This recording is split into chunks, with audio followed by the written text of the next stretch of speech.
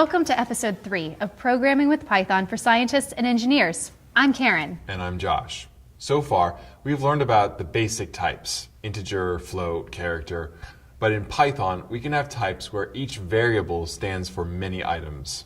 These are called compound types, and the ones we shall study now are lists and strings.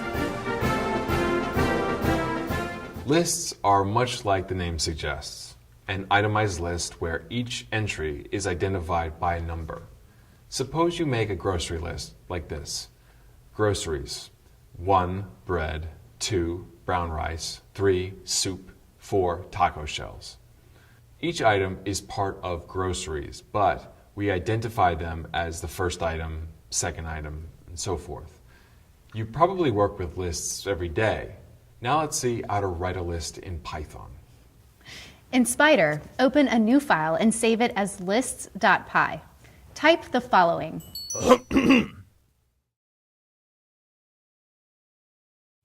And run.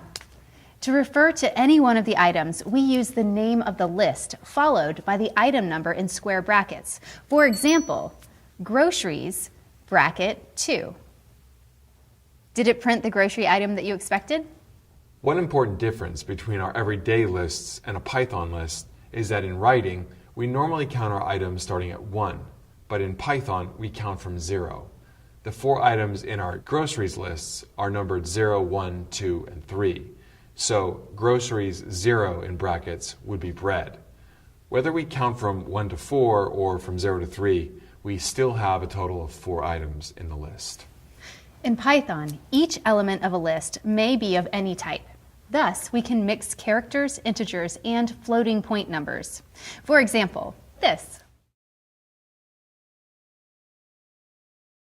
Also, an element of a list can be a list itself, like this. Open Spyder and type into your IPython console the following.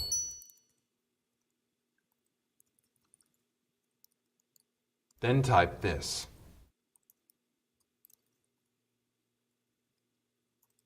Now see what happens when you type numbers 6 in brackets.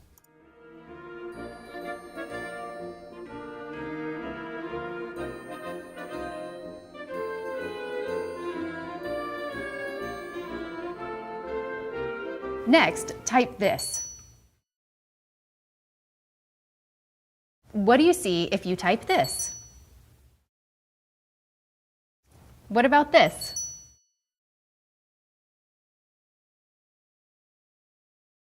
In a list, each item is called an element, and the number of an element is its index.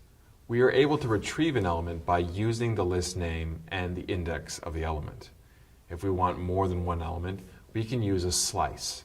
In general, a slice specifies a starting and ending index separated by a colon. Type into your IPython console the following. What result did you get? Notice that it is only 2 elements, the ones numbered 2 and 3. Element 4 is not included. Why did we have to request 4? It's just a rule of Python. The colon is a range operator, and the upper bound of the range is always 1 larger than will actually be used. Now type the following into your IPython console. In the first line, the slice starts at 2, the third element, and without a specified upper bound, goes to the end of the list. In the second line, the slice has no specified start index, so it starts at the beginning, element 0, and goes up to but not including element 4. That rule again. One of the best features about lists is that we dynamically change what is in the list. Just like our real-world grocery list, we may want to add new elements or remove existing elements. Returning to your IPython console, type this. Earlier, numbers 6 in brackets gave us an error message. Now what do you see? As we just saw, the pattern to add an element to a list is listname.append, open paren, element, close paren. This will always add the element to the end of the list. If we want the value to be placed in another location within the list, we use listname.insert open paren, index, comma, element, close paren. For example, type this into your IPython console. Notice that 222 is at index number 3. Remember to count starting with 0. The elements that were in index 3 to the end of the list were shifted by one position to accommodate the new element. We can use this insert notation to place an element at the beginning of a list. But what if we want to remove an element from a list? The pattern for removing an element is the following. Type the following in your IPython console.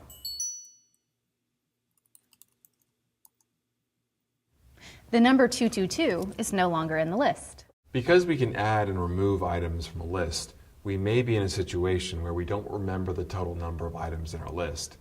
We can obtain the number of elements in a list with the following: len and the name of the list in parentheses. For example, at the IPython console, type this. Suppose we want to append more than one element to a list. We could write a line to append each one individually, or we can use extend. The notation for extend is listName.extend with the list of new elements in parentheses. The argument of extend, that is, the item between the parentheses, must be a list. At your IPython console, type this.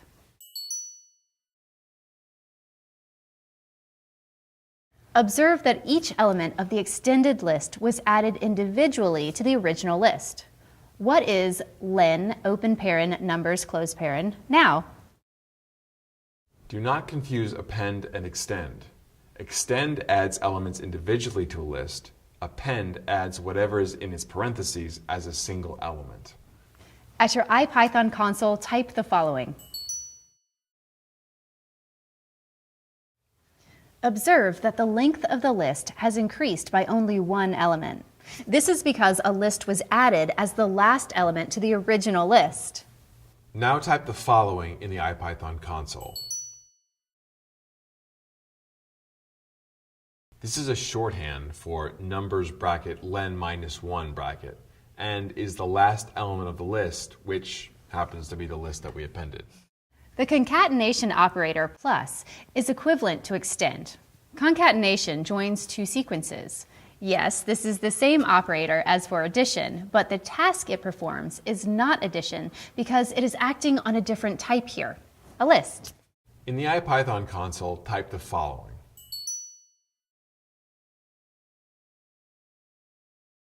Observe that the two lists, numbers and 13, 14, 15, have been joined into a single list. So far, we have created lists by explicitly typing in elements and by appending or extending a list.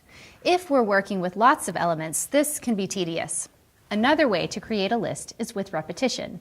For example, this creates a list with num_obs elements, each of them holding a single float, initialized with the value 0. Again, we are using an arithmetic operator, this time multiplication, in a non-traditional way. Here the operator is letting the interpreter know how many times the value in the list should be repeated. We can do many more things with lists, but we'll wait to learn about some of those until we understand functions.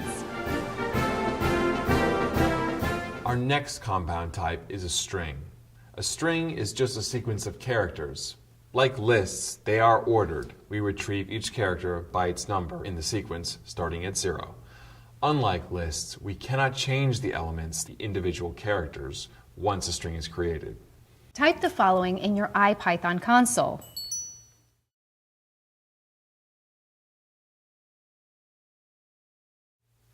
Here, len is the number of characters, including spaces and punctuation. We can perform slicing on a string, too. What do you get when you type the following?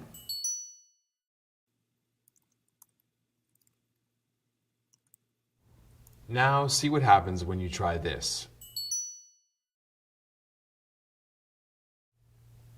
That's illegal because you're trying to assign new values to the characters of the string. We have a general term for this. We say that lists are mutable because we can change them in place in the same variable. Strings are immutable because we cannot do that. All Python types are defined in the language as either immutable or mutable. To do what we want, we would have to use a new variable. String2 equals double quote your first string double quote, or join the strings using concatenation, like this.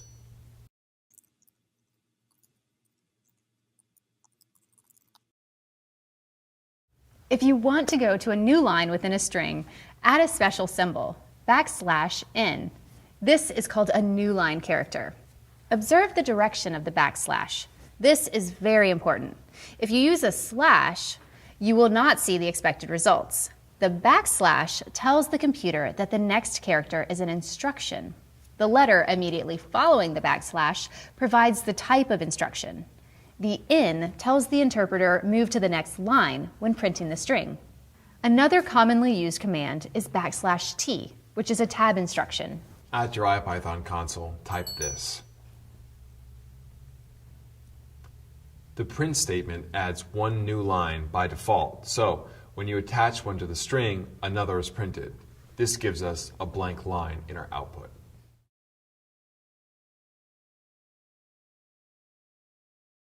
As with lists, Python can do much more with strings. At this point, you should have a basic understanding of both lists and strings. Remember to complete the exercises that go with this lesson to better your understanding of these important topics. Next time, we'll learn about loops and conditionals. Thanks for joining us for this episode of Programming with Python for Scientists and Engineers.